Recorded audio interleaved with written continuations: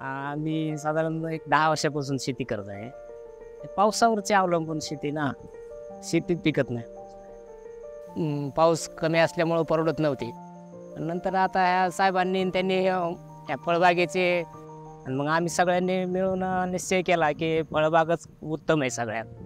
कारण असे हे ज्वारी, मका, कांदा यांच्यापेक्षा ही फळबागच उत्पन्न चांगलं आहे पुढे भविष्यात. तर मग त्यांनी हे काय सुरुवातीला अशी ठिबक दिली, झाडं दिले, बांबू दिले. 1-2 वर्षांनी फळं यायला लागल्यावर मग उत्पन्न वाढेल त्याचं. त्याच्यामुळेच मग आम्ही हा निर्णय पक्का केला. तर काही दिवसांनी झाडांचे जसजसे मोठे होते तसतसं पर्यावरणाचं संतुलन बी ठीक राहील आणि झाडांपासून उत्पन्न बी मिळेल चांगलं.